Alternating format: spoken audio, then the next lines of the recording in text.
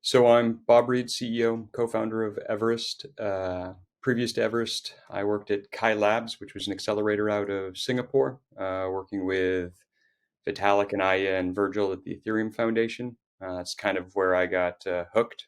Uh, and before that, I was general manager at BitTorrent, where we were doing peer-to-peer protocol and literally led most of us to actually attempt blockchain back in 2012. Um, but Silicon Valley venture capitalists didn't see any value in it back then. So a lot of us left BitTorrent and found our way towards the blockchain. That's really impressive. That's a good a good amount of work history and work experience. Wow. Yeah, look, I did a handful of Silicon Valley startups, some good, some not so good. BitTorrent was fascinating, though. I mean, like 180 million active monthly users and literally moving 10% of the internet, right? And Wow. so when you start getting into like, let's tokenize the value that can be traded or start doing storage or if then statements with CPU, like it was reachable from our point of view, at least from the product and management point of view. Oh wow. Yeah. Are you able to give us and viewers an overview of Everest and what you offer and what you're about? Yeah, absolutely. So let me do a screen share real quick. Just Everest is big enough that it really requires a diagram. Cool. Think of a nation state like India or Estonia, but done decentralized. And so all systems of government or governance or a bank basically rely on some of the basics. So you have to have identity. So we did a way to scan in government docs if you need to, biometrics, third party claims. And literally, the important part here is it's decentralized and distributed. That is, it's put into a DAO, decentralized autonomous organization, where only users can actually open up their identity claims. Interesting. And then that forms the basis of a wallet or an account, right? So this is think of an ERC20 wallet. Um, the user can host it in the cloud. They can access it from any device in the world. They don't actually need a device themselves to get to it, right? They can just use like an agent's device. Okay. Interesting. It stores money. It also stores documents like, hey, here's my passport, or hey, here's my land title. And look, we can hold multiple wallets inside of uh, our ERC20 wallet too. Wow. The next component we have is a regulated stablecoin.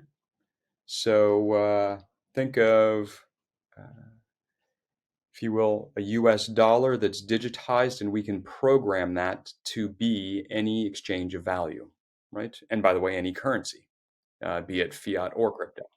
Wow. And then you have, think of organizational identities and organizational wallets. So any participant in a society or an economy can do the following social contract. Are you who you say you are? Right. And if so, show me, you know, show me that proof, and then we can exchange value. Right. And so the fundamental piece here is normally the governments and the banks own the identity and they own the accounts and they own that transaction. Yeah. What we did is we inverted it so that the user actually owns the identity in the account and they can trade parts of them, disclose parts of themselves in exchange for whatever the social contract is coming from the bank, the NGO, the government, business, whatever. And all of that transacts over our chain. So we have an internal ledger and it's incredibly fast. So think 300,000 transactions a second fast. That's very impressive, isn't it? That's definitely up there, if not one of the fastest, isn't it? It's Chinese central bank digital currency fast. Yeah. It's That's very fast. and then what we did is we built a bridge to Ethereum mainnet, and we're adding bridges to other chains as well. And so what this does is it connects in Ethereum terms.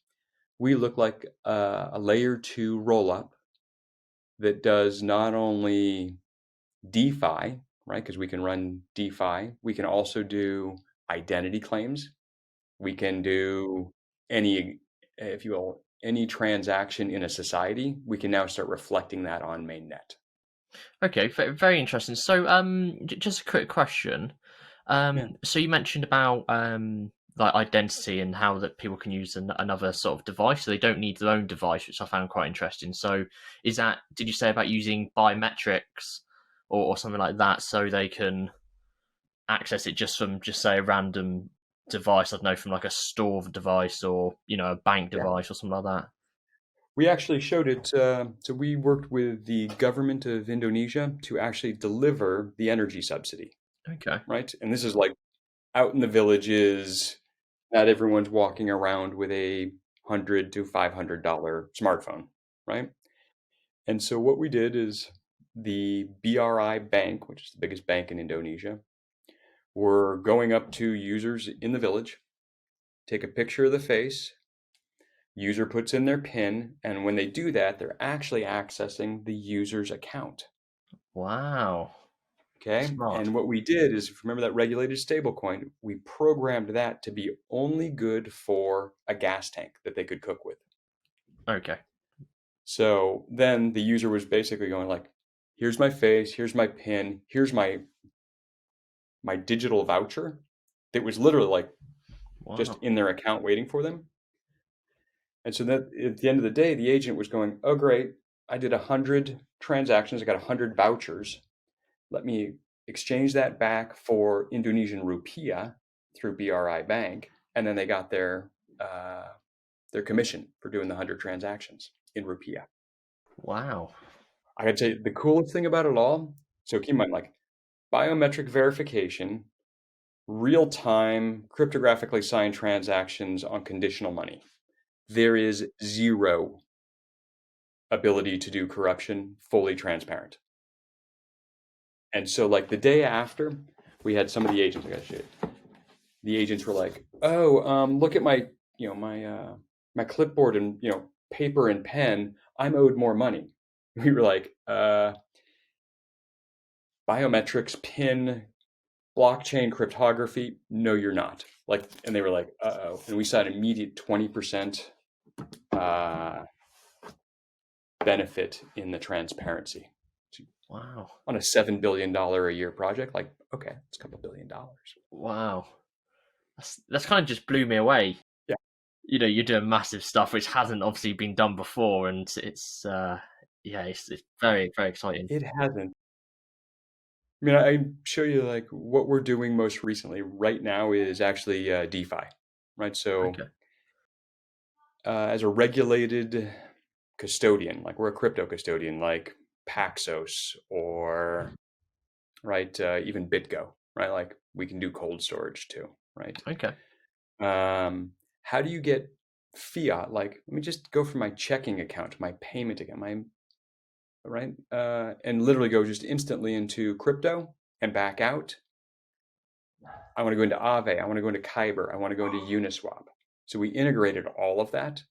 So I mean, as we're seeing it, it's like this is mass market. Like it's not a million DeFi wallets where everyone's like really hyped about it. It's like no, no, no. We're going for 100 million. Like this is my mom going like, oh, here's $100. Yeah. That right? Yeah. Oh wow. That's going to change the lives for a lot of people, and especially the security side as well is just Yeah. that's just second to none. It's also more usable. I mean, I don't know if you've been watching some of the discussion lately. Everyone's like in like the at least the Ethereum space. They're talking about like social recovery. Like, let me have my girlfriend and my brother be like, oh, they can come together, and then I can go recover this. And you're like, I mean, you just Google that once, and you're like, oh, and my girlfriend broke up with me and won't give me my key back. Like, and whereas this is like, these are the biometrics. They're my biometrics, and it's so my this thing can get dumped into the ocean. I can always get my account back. I don't have to know 24 word thing, no social recovery. It's like literally like it's what I know and my live by the way live biometrics.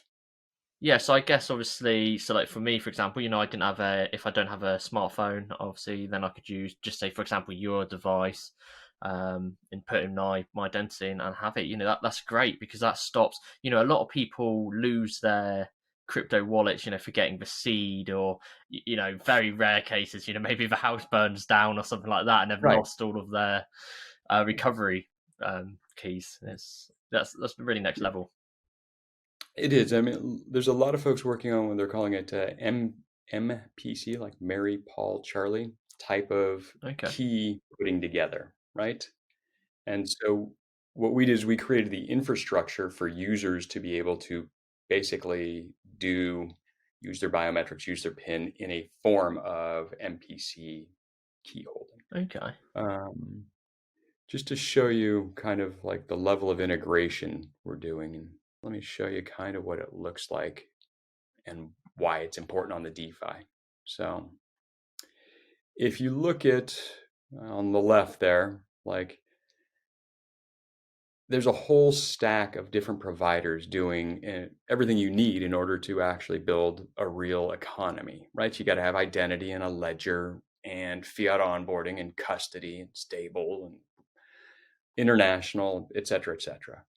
So we basically did stake the ID token and we put it all under one roof, right? That is, we do the identity, the ledger, the fiat onboarding with the custody and a stable coin internationally.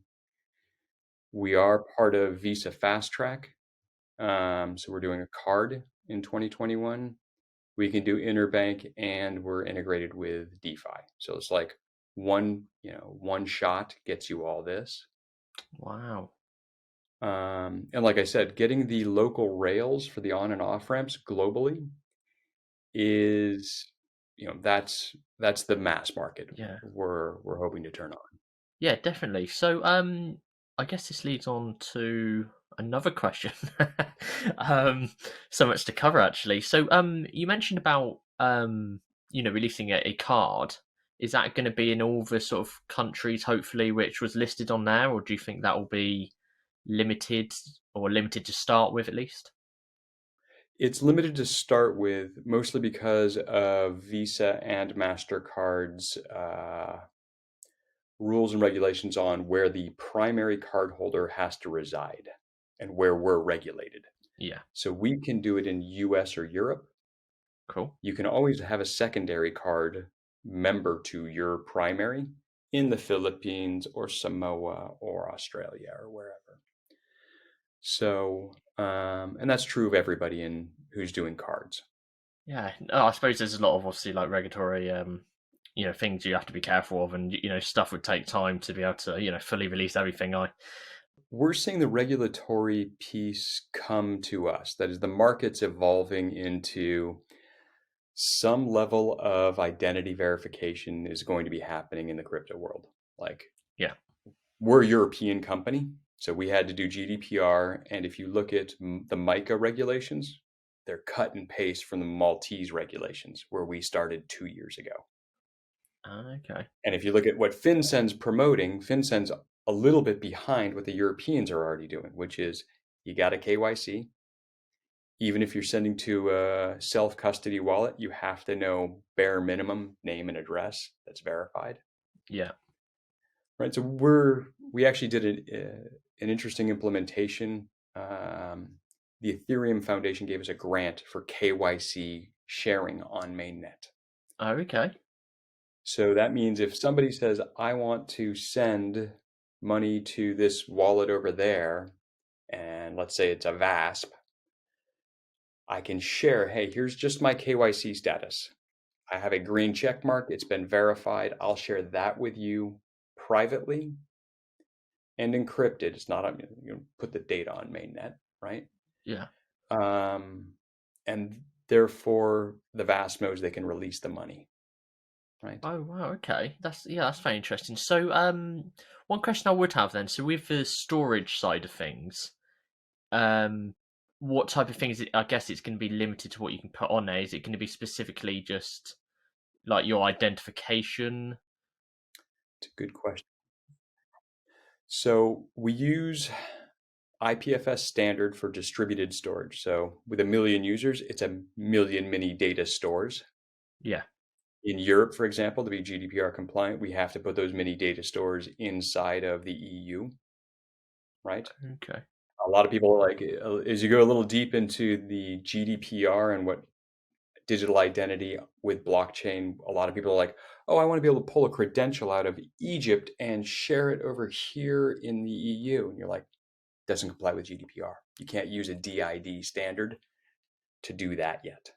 So you literally have to cluster the storage. Yeah. To answer your question, we do the standard like, hey, here's name, date of birth, et cetera, around a user's identity. They do have the ability of adding more storage of like, I just want to save some of my docs.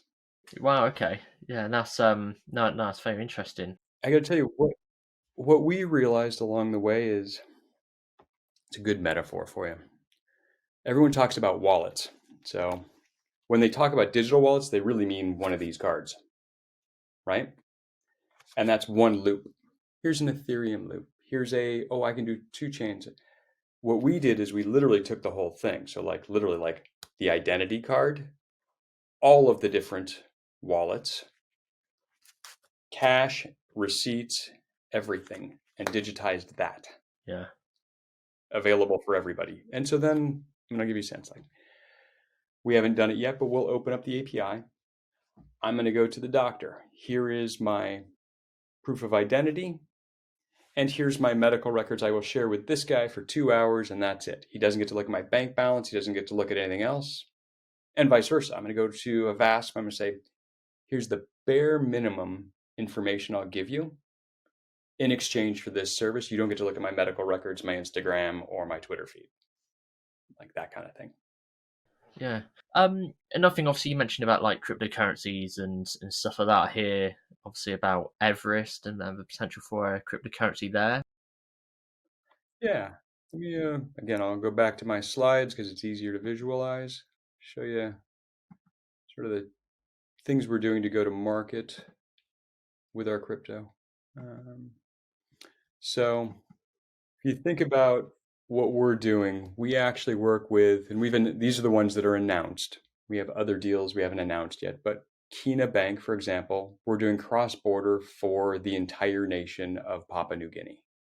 Okay. Wow. They use our service to onboard eKYC and then issue instructions to send money. Similarly, we've integrated Uniswap. We've announced Kyber Network where we're doing fiat to crypto. And we've integrated Aave for fiat to crypto and FTX, which does full crypto exchange and derivative stock. So you can buy, for example, Tesla, Google, or Pfizer stock through them. Wow. Okay. And we work with some companies that will actually, they pay us just to do like payroll and international distribution. So every single one of these partners is bringing hundreds of thousands of users on board. And since our architecture is built, we literally pull all of that functionality into our system so that then, if you will, an Aave customer that comes through us also has access to, for example, Kina services or Kyber services. And similarly, Kina users that get on board have access to the FTX and the Aave services. So it's synergistic. So it's almost like an ecosystem, really. It's bringing everything together into one place. You know, lots of different services, Yep. lots of different access. You know, ease of sending, kind of like a I don't correct me if I'm wrong, but almost like a new sort of KYC sort of model. Seed and stuff. Obviously, you got biometrics and stuff like that, which is very very interesting. Yeah, I would say like you only have to KYC for the services that require it in a given jurisdiction. But you can do lots of stuff without doing full KYC, right? Okay. Ultimately, to your point, it is a mass aggregation of services, um, and it leads to, and I'll show you how we're bringing partners on board using our ID token. So Okay, interesting. we're going, I think it's been announced, our ID token is available or will be available in February on Kyber. There's 800 million tokens in total. Um, it allows for rewards and access and governance. So think of it as it is a utility token, um, and if you will, regulated as such. And it works a little bit like a software seat. Here's access to this ecosystem I just described. Now, we are also doing staking. So, of the 300 million down there, you can see where that's for staking and rewards. We're doing 40% APY all the way down to 5% APY. Okay, interesting. Yeah. And then we actually are doing ecosystem referrals. So, for example, Kyber will be bringing users on to the Everest ecosystem, and they get a reward for that, right? Out of that 100 million pool in ecosystem development. And Kyber is going to be actually taking their rewards and passing them down to the users. So there's like a double benefit of buying the ID token over Kyber. It's a win-win, isn't it? Really, It really is, yeah. it is a win-win situation. That.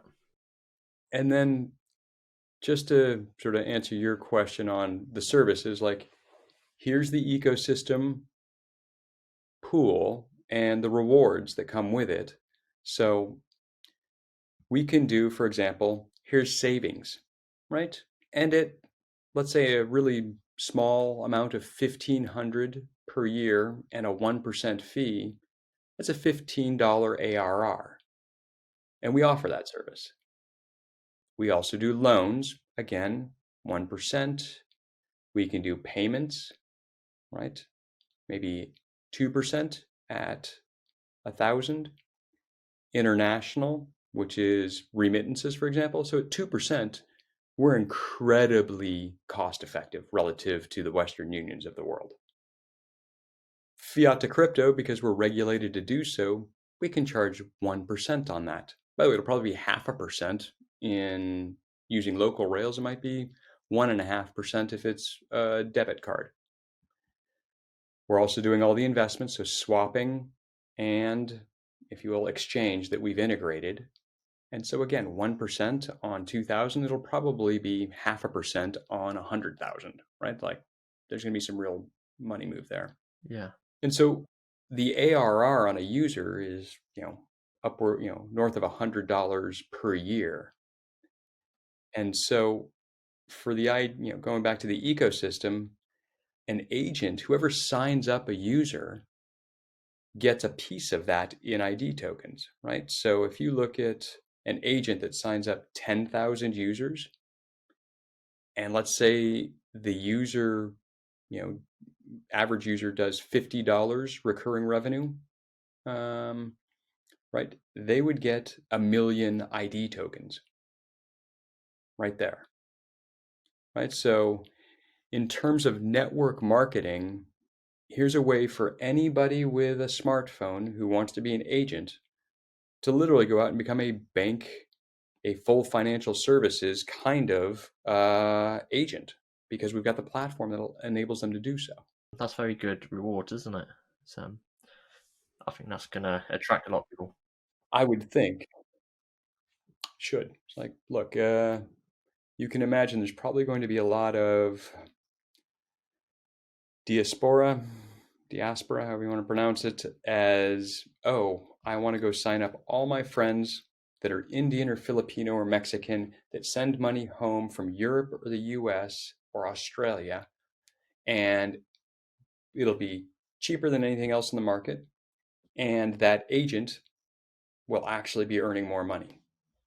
Yeah, I mean that's totally a no-brainer, isn't it? That's a really win-win for everyone. You know, you're recommending a very good product. It is low, very very low to minimal fees, and you get rewarded back. You know, I mean, I definitely think something like that would really spark the interest of a wider. It's it's also faster. I can tell you, like, we can take euros or dollars or Aussie dollars in, convert into our stable coin, which converts into crypto, send crypto across the planet, put it back into convert BTC or XRP or ETH immediately into the local currency and push it into the bank account. And you can do that in like 3 minutes, Wow.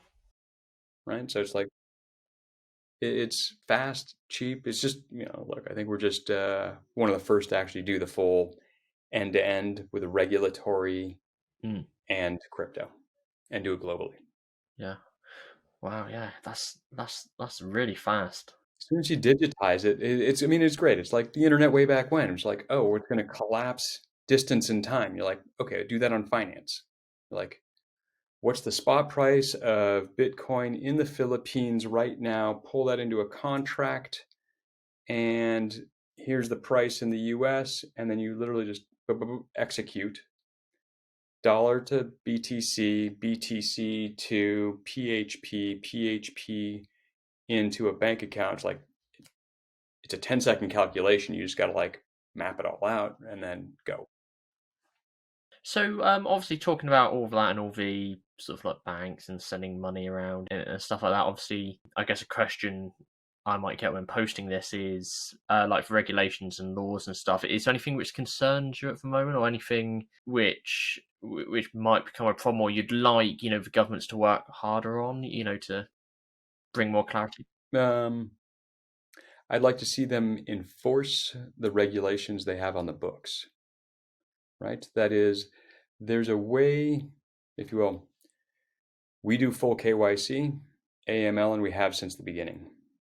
We are regulated by a, if you will, by a European based regulatory authority, and they are deadly serious about moving value anywhere in the world, right? And so if you look at FATF regulations from June of 2019 and then map it through all the way down to MLD5 in Europe,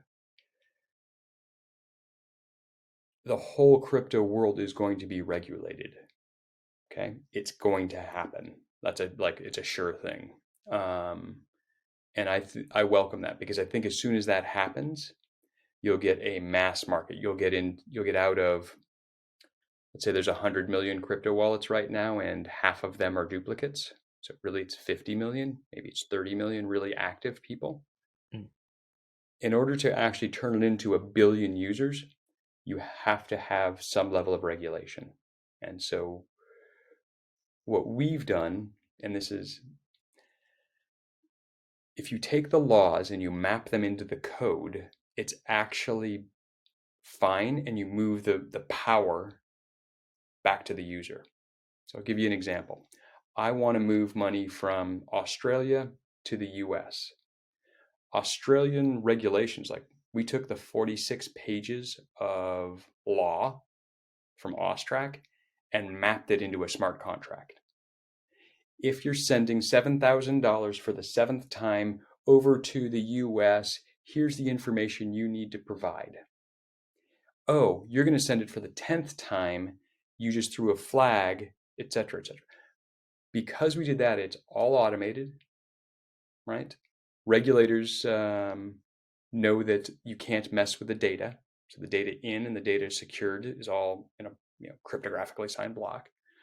You also ensure every transaction that goes is a compliant transaction, right? You don't have to guess like, oh gosh, I hope this guy isn't like, I hope he's not sending something crazy. Like, Yeah. if you map it all into code and then make that code, if you will, reviewable, then this just brings everybody into the mass market. So if you, I, I'm seeing most of the governments, U.S., Europe, Singapore, Japan, the majors, all follow FATF guidelines, and it's just taken about a year and a half to push it all through. Mm. Ultimately, when you take mass market into crypto and you have the identity piece that the user owns, you change the power dynamic, right? That is, the user has, it's not only sovereignty, it's agency, right? That is like right now, it's the government's database, it's the bank's database, it's the hospital's database. When you turn that in and invert it, and now it's my database, I own it. Nobody, government can't open it, Everest can't open it. No. I can't, like at gunpoint or $5 billion, I can't open a user's database, No. right? Like, and the user can sit around and go like, I will share this amount of information to do this service, all because crypto got into mass market now. And the rules are like, okay, over a certain threshold, you got to tell the government a certain amount of stuff. And that's how it is today. Yeah. Sorry to be long-winded on this one, but like you give something to charity and you have to report it on your taxes. Show the receipt. This is what I did. This is when I did it and how much I donated it. Yeah. I'm just thinking like the scale of it. I mean, it's like it's just crazy, isn't it? It's Yes. like being that sort of user, having that sort of control, and saying, no, I only want to do this with my, data. I want to do that. I want to share this. That's a very that's something which hasn't happened before, and I think that's going to get a lot of people excited. Not just in the crypto space. I mean, in general, not everyone wants to share all their information, and doing this, it's just great. It's a no brainer. It really is. I mean, like I think like we've worked with a bunch of governments. We've got the ex-president of Estonia who digitized the whole nation. And he was the one who was like, you realize what you built. I actually didn't know, right?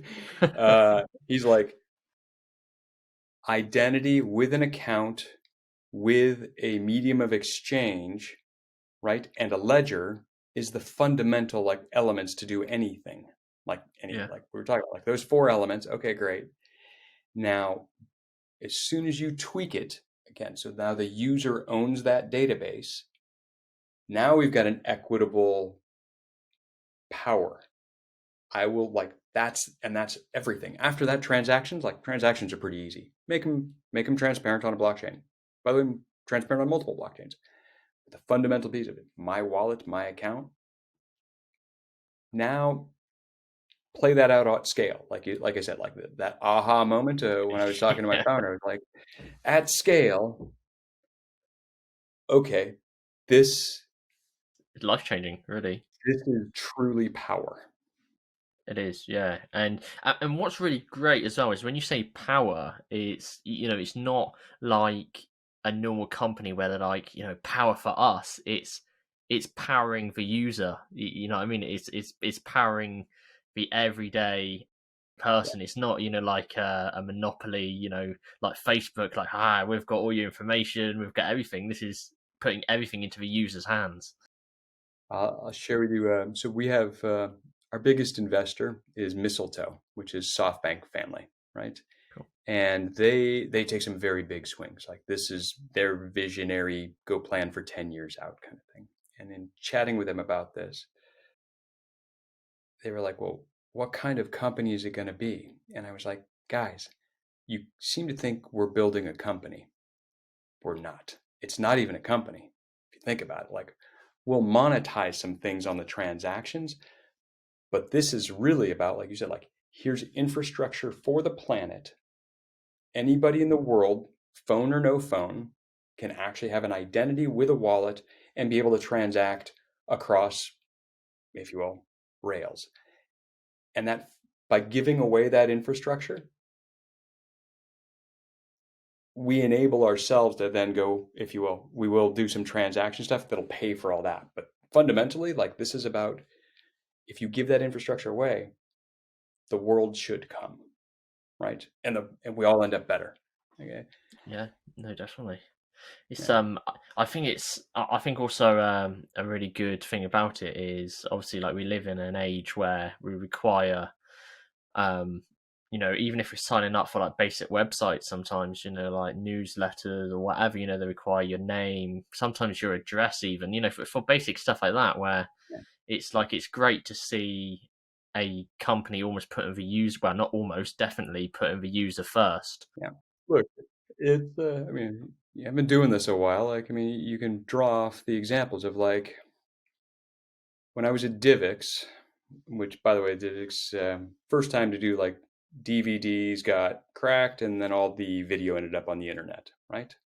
And if you ended up with users and you actually could have a big mass of users, same thing as BitTorrent, right? You get 100 million users, you can make the rest of the ecosystem follow you.